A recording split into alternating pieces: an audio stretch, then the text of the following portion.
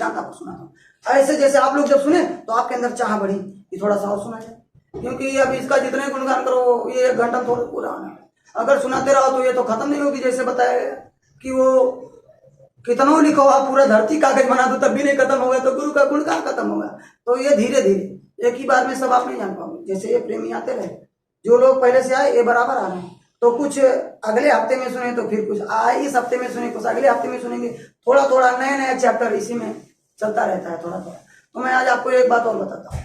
एक बार ऐसे राजा को जिज्ञासा हुई, महात्मा के पास गया एक राजा, तो उसने पूछा महात्मा से कि दर्शन का लाभ क्या होता है, हम आपका दर्शन करने तो क्या मिलेगा। आपको मैं बता दूं, अभी बात भी आया था, तो इसको मैं आपको उदाहरण के साथ बताना चाहता हूँ। तो राजा ने कहा कि क्या लाभ मिलेगा, तो कहा आप देखना चाहते हो या बता दूं, मैं आपको सिखा दूं, समझा दूं। तो कहा नहीं, मुझको दिखा दीजिए, प्रैक्टिकल पर मैं विश्वास करता हूँ। जैसे मैं एक बार अपने उस समय पर जल स्रोत मंत्री थी अभी पिछली बार, वो पंफा भूषाल जी, मैं उनके पास मिलने गया वहीं सिंह दरबार में काठमांडू में। तो जाते ही वो समझे कि कोई साधु महात्मा आया, कुछ मांगने आया होगा, क्योंकि लोग इसीलिए जाते हैं साहब, इसीलिए जाते हैं कुछ मांगने के लिए, कुछ मिल जाए, कुछ माया, कुछ मीठा, कुछ मान मिल जाए। तो सोचे कि मांगने के लिए आए होंगे, तो पहले तो मना कर दिया, लेकिन जब बताया तो जब उनसे मिले, उनके लिए प्रसाद लेकर के गए थे, जब मिले और जब उनसे बताया तो बोले मैं तो पूर्ण नास्तिक हूँ, मैं तो छूने पर, मैं तो ये चिमटने पर, इस पर विश्वास करती हूँ, भगवान अगर मिल जाए तब मैं विश्वास करूंगा। तो ऐसे ऐसे भी लोग मिले, लेकिन जब उनको बताएगा तो उन्होंने भी रियलाइज किया सही बात। वो प्रधानमंत्री आपके पुष्पकमल दाहाल जी, माधव कुमार नेपाल जी, सब लोग अपने बाबा जी के कार्यक्रम में 2019 में अपने वहीं पूरी खेल मैदान में काठमांडू में हुआ था, वहां सब लोग आए थे। शशांक कोइराला जी सब लोग आए थे वहां पर, मेरे पास अभी फोटो मेरे मोबाइल में आए थे सब लोग। तो ऐसे उस राजा को भी चाह बढ़ गई कि मैं जान जाऊं, जरा समझ जाऊं कि दर्शन का लाभ क्या मिलता है। तो जब गए तो कहा कि ठीक है आप ऐसा करो, राजा से कहा कि ये इस बगीचे में चले जाओ। तो कहा हाँ बगीचा तो हमने ही लगाया है और उसमें एक मंदिर भी है, हमने बनवाया है कि कभी कभी घूमने जाएंगे। तो कहा ठीक है चले जाओ और वहां जाओ, देखो कि क्या होता है, क्या हो रहा है, कौन है वहां पर, जाओ देख करके आओ, फिर मैं आपको बताऊंगा। तो महात्मा जी का, संत सदगुरु जो थे उनका दर्शन किया और चला गया वहां। तो पहले के लोग बहुत तेजवान होते थे, बड़ी बुद्धिमान होते थे, ये नहीं कि भेज दो कहीं तो गया और ऐसे चलाया, तो तेज उनके अंदर होता था। तो वो गए, सब एक एक चीज को देखा कि क्या आखिर महात्मा भेजे तो कोई ना कोई बात जरूर होगी। एक एक चीज को वहां पर गए, देखे तो देखे क्या देखे वो कि मंदिर के गुंबज पर एक कौवा बैठा हुआ है। क्या बैठा है? कौवा। उस मंदिर के गुंबज पर एक कौवा बैठा है। तो वापस बैठे रहे, थोड़ी देर और देखे, इधर उधर पूरा निहाल करके आए और गुरुजी से कहे गुरुजी मैं देख करके आ गया, वहां तो कुछ नहीं है, कोई नहीं है, वहां पर तो कोई नहीं है, कुछ नहीं है। तो कहा अरे नहीं, कुछ ना कुछ तो होगा। महात्मा जी ने कहा कि कोई ना कोई, कुछ ना कुछ तो कोई ना कोई आपको मिला होगा। तब बताया कि मुझको, मैंने केवल क्या देखा कि ये हमारे मंदिर के गुंबद पर एक कौवा बैठा है। अच्छा अच्छा अच्छा, बहुत बढ़िया। ऐसा करो एक बार फिर से जाओ देख करके आओ, फिर एक बार जाओ देखने के लिए जाओ। तो फिर गए, कहे चलो भाई कोई ना कोई बात होगी। फिर से गए, फिर आदेश का पालन किए कि भाई मुझको जानना है। जब किसी के अंदर जिज्ञासा जग जाती है तो फिर जानने के लिए वो गए। जब दोबारा गए वहां पर तो दोबारा फिर चारों तरफ खूब देखे, कहीं कुछ नहीं दिखा। लेकिन जिस गुंबद पर कौवा बैठा था वहां पर देखे हंस बैठा, एक हंस बैठा हुआ है। फिर वापस आए तो बोले कि कुछ नहीं मिला, इस बार मैंने यही देखा कि गुंबद पर एक हंस बैठा और तो कोई नहीं मिला मेरे को। अच्छा ऐसी बात है, तो आप फिर से एक बार जाओ। अरे बार बार महात्मा जी दौड़ा रहे हैं, कोई मिलता भी नहीं है, कुछ किसी से बातचीत भी नहीं होता है, आखिर बात क्या है। तो कहा फिर से चले जाओ आप, एक बार फिर देखो। तो जब तीसरी बार जब वो गए तब देखा कि उस गुंबद के पास से एक आदमी उतरा, जहां पर कौवा बैठा था, हंस बैठा था, वहीं से उतरा और इनके चरणों में गिर गया और कहने लगा कि मैं आपका दर्शन पा करके, मुझको जब आपका दर्शन हुआ तो पहली बार जब आए थे तब मैं कौवा था यहाँ पर। उन्होंने पूछा राजा ने कि आप कौन हो, तब उसने बताया कि जब आप पहली बार आए थे तो मैंने जब आपको देखा तो मैं कौवा था, लेकिन जब आपको देखा तो मेरी योनि परिवर्तन हो गई और मैं हंस बन गया। जब दोबारा आप आए थे तो देखे होंगे कि मैं हंस बना बैठा था ऊपर। कहा हाँ मैंने देखा था हंस था। तो कहा जब दोबारा मैंने आपको देखा तो उसके बाद में मेरा योनि परिवर्तन हुआ और मैं जो है कि अब बन गया, क्या बन गया? आदमी बन गया, मनुष्य बन गया, आपकी कृपा से। और मेरी कृपा, मैं क्या मैं तो कुछ नहीं। तो कहा जरूर आप अगर कुछ नहीं हो तो आप जरूर किसी का दर्शन करके आए होगे। तब उसको पता चला कि वास्तव में मैं सतगुरु का दर्शन करके आया था, संत का दर्शन करके आया था, और मेरे दर्शन करने से इसका कौवा से हंस हो गया और हंस से आदमी हो गया। तो सोचो आप, दर्शन का इतना लाभ मिलता है कि अगर कोई गुरु का दर्शन करके आया जाए, जो सच्चे महापुरुष होते हैं, और उसका कोई दर्शन कर ले तो उसके भी कर्म होगा। तो जब आप स्वयं सदगुरु का दर्शन करोगे तो कितना लाभ मिलेगा, उसको समझ में आ गया राजा, ये लाभ हम आपको नहीं मिल सकता जब ऐसे सच्चे महापुरुष का दर्शन करें। तो फिर उसने दूसरा सवाल किया राजा जी से, तो राजा महात्मा जी से दूसरा सवाल किया। उसने क्या कहा कि ये तो मुझको दर्शन के बारे में समझ में आ गया, लेकिन ये सत्संग का मतलब मुझको समझ में नहीं आया कि सत्संग से क्या लाभ होता है। जैसे आप सत्संग इस समय पर सुन रहे हो, तो ये तो सत्संग का एक अंश है, ये समझो सत्संग का संदेश है। असली सत्संग तो समझो गुरु के चरणों में होता है, जो सत्य का संग किए होते हैं, जो बराबर माले के पास आते जाते हैं, वो सत्संग करते हैं। लेकिन हम लोग उनका संदेश आपको सुना रहे हैं। लेकिन है ये वैसा ही, कैसा है, जैसे आप सत्संग में जाओगे, जैसे पारस को अगर पारस में लोहे को छुआ दिया जाए तो सोना हो जाता है ना। पारस एक पत्थर होता है, अगर उसमें लोहा को छुआ दो तो सोना बन जाता है। लेकिन गुरु के पास अगर कोई पहुंच जाए तो अपने समान बना लेते हैं, इतना पावरफुल होते हैं। तो ऐसे ही ये सत्संग है, ये आप इसमें आओगे तो आपके कुछ काल में तो छूट जाएंगे। जैसे एक किसी लोहे पर जंग लग जाए, जिसको खिया बोलते हैं हमारे नेपाल में, खिया लग जाए, तो इस सत्संग में आओगे तो खिया तो छूट जाएगा, चमक आ जाएगी। लेकिन वो और पूरी दया लेनी है, अगर सोना बनना है, पारस के साथ जुड़ना है, तो गुरु का दर्शन करना पड़ेगा, गुरु का सत्संग सुनना पड़ेगा। ये तो लेस मात्र है क्यों, उनका संदेश है ये। और जब वो सुनाते हैं तो फिर ये जीवात्मा इसके अंदर जो बैठी वो सुनने लगती है। ये बात आप समझ, इस तरह होता है। तो कहा सत्संग का लाभ क्या मिलता है, ये बता दीजिए। महात्मा जी से कहा, तो समय अभी 1 घंटा नहीं हुआ, खत्म हो जाएगा समय से। तो कहा कि ठीक है, आप इसको भी जानना चाहते हो कि मैं आपको दिखा दूं इसको भी, तो कहा दिखा दीजिए। तो कहा सामने एक पहाड़ी है, बताया महात्मा जी ने कि सामने एक पहाड़ी है, आप पहाड़ी की तरफ चले जाओ और वहां एक समतल जगह ऊपर मिलेगा, जैसे हमारे वहां उपत्यका बोलते हैं, तो थोड़ा सा समतल जगह मिलेगा। आप चढ़ करके उसके बगल में पेड़ होगा, पेड़ पर चढ़कर बैठ जाना और देखना कि वहां पर क्या होता है। तो राजा ने इसी तरह किया और गए और देखा, जब समतल जगह मिला तो उसी के बगल में एक पेड़ था, उस पर चढ़ करके बैठ गए। अब देखते हैं कि थोड़ी देर के बाद कुछ लोग आए और वहां पर झाड़ू लगाने लगे। कहाँ झाड़ू लगाने लगे, वहां बढ़ाने लग गए, जो समतल जगह था वहां पर झाड़ू वाड़ू लगाए। फिर उसके बाद कुछ लोग आए, जैसे आप लोग बैठे हो, ये देखो गलीचा और कालीन बिछा हुआ है। ऐसे 2-4 लोग आए और गलीचा और कालीन बिछा दिए, मंच बना दिया। और फिर थोड़ी देर के बाद में आए महात्मा जी एक बैठ करके और सत्संग सुनाए। दिव्य पुरुष आए और सत्संग सुनाए, और फिर सत्संग लोग सुने और धीरे से उठ करके लोग चले गए। दिव्य पुरुष भी चले गए, कालीन जो लेकर के आए थे बिछाने वाले, तो अपना कालीन भी लेकर के चले गए, अपना कालीन उठाए लेकर के चले गए। अब ये देखे कि ये तो सब चले गए, मैं किसी से क्या पूछूंगा, मैं किसी से अब क्या पूछूंगा। तो जल्दी जल्दी उतरने लगे। तब तक देखा कि ये काला कुलूटा एकदम कुरूप आदमी उधर से आ रहा है।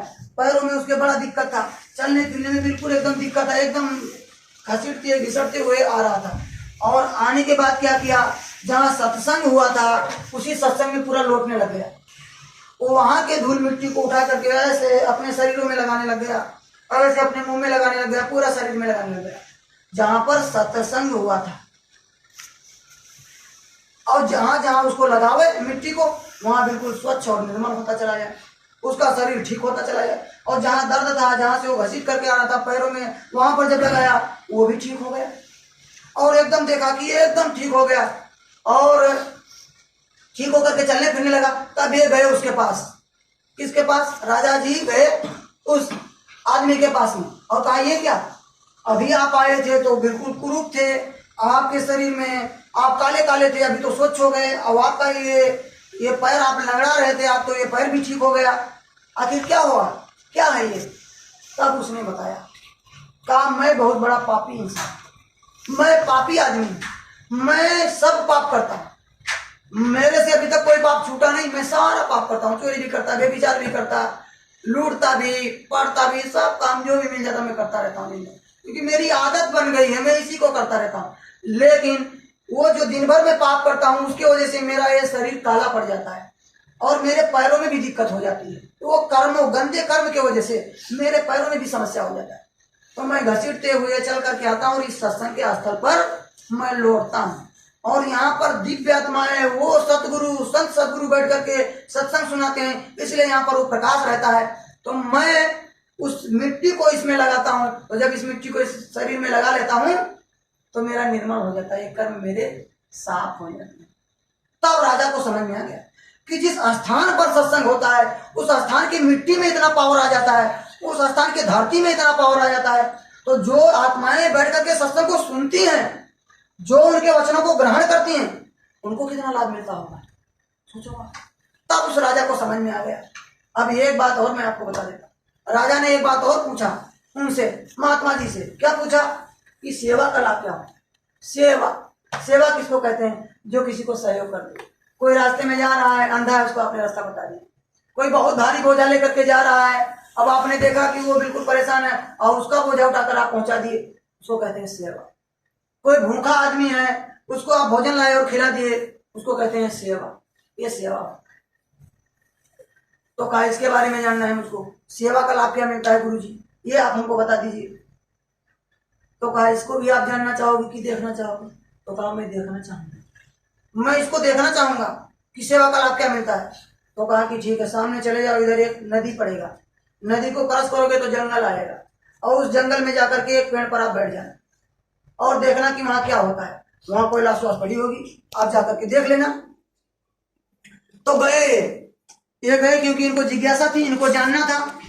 ये गए और नदी को पार किए, क्रॉस किए और चढ़ करके एक पेड़ पर बैठ गए और देखा कि वहीं पर एक आदमी का लाश पड़ा हुआ, एक मनुष्य का लाश पड़ा हुआ। तो वहीं पर बैठे रहे और देखे कि तमाम जंगली जानवर आए, बाघ, भालू, चीता सब आए खूब, और उसको सूंघे, चारों तरफ घूमे और सूंघे और फिर चले जाए। उसका आहार कोई ना करे कोई, जबकि बाघ का, भालू का, चीता का आहार ही मांस है, लेकिन उसको कोई ना खाए, कोई खाया ही नहीं, वो चले जाए सब। तब देखा कि एक सियाल आया, सियाल तो जानते हैं, ठाकुर बोलते हैं, सियाल बोलते हैं। तो वो आया और चारों तरफ पहले सूंघा, उसके बाद उसकी एक तर्जनी उंगली, इसको उसने काट के खा ली। क्यों इतना? पूरा शरीर को सूंघा लेकिन शरीर में टच नहीं किया और इस उंगली को काट करके खा गया। तो राजा वहां से तुरंत उतरे और उस सियाल के पास गए। पहले के ऐसे भी लोग होते थे, पहले के ऐसे ज्ञानी लोग भी होते थे कि जानवर, जो पशु पंछी जो आवाज निकालते थे उसको भी पहचान जाते थे। जैसे अभी कुछ लोग बताते हैं कि आपके घर पर अगर कौवा बोल के जाए तो कहेंगे कि आज कोई ना कोई गेस्ट, कोई ना कोई पहुना आएंगे, जबकि वो पूरी बात बताते जाता है। कौवा पूरी बात बताता है। क्या बताता है वो? कि कौन मेहमान कहाँ से चलेंगे, कितने बजे चलेंगे और कितने बजे यहाँ पहुंचेंगे, कब आएंगे, वो पूरा वो बात बता के जाता है। लेकिन हम आपके अंदर वो ज्ञान है, इसलिए हम नहीं पहचान पाते हैं। और कौवा पूरी बात बता के जाता है। रात में कुत्ता हो, आपको दिखाई नहीं पड़ेगा, लेकिन कभी कभी कुत्ता रात में अंधेरे में भौंकता है तो कहते ये बेकार में चिल्ला रहा है, बेकार में भौंक रहा है, लेकिन आपको नहीं दिखता। प्रेत योनिया, प्रेत आत्माएं घूमती रहती हैं, उसको दिखाई पड़ता है, उस कुत्ते को दिखाई पड़ती है, तब वो भूखता है, तब वो चिल्लाता है। ये बात आप समझ, वो बड़े जानकार होते हैं। तो ऐसे पहले कुछ लोग जानकार होते थे जो कुत्तों की या पशु पंछियों की कुछ आवाज समझते थे। तो वो राजा गया और उस सियाल से पूछा कि भाई आपने इस पूरे लाश को घूमा, चक्कर लगाया और मैं देख रहा हूँ कि बहुत बाघ, भालू, चीता सब लोग आए, इसको खूब घूमे सूंघे, लेकिन किसी ने नहीं खाया, और आपने भी इसके सुंदर शरीर को, आप पेट को नहीं खाए, गाल को नहीं खाए, आप इसे अंगुली को क्यों काट के खाए? आपने इसकी अंगुली को क्यों खाया? तब उसने बताया कि इसका पूरा शरीर अशुद्ध है, इसका पूरा शरीर अशुद्ध है, ये बहुत पापी आदमी है, लेकिन कभी न कभी इसने कोई सेवा किया था, इस अंगुली से लगता है, इसलिए ये इसका अंगुली केवल शुद्ध था, इसलिए मैंने इसको काट के खा गया। तो पूरा तो समझ में नहीं आया, लेकिन कुछ समझ गए और ये वापस गया गुरुजी के पास। तो गुरुजी से बताया कि सियाल ने मुझको इस तरह बताया।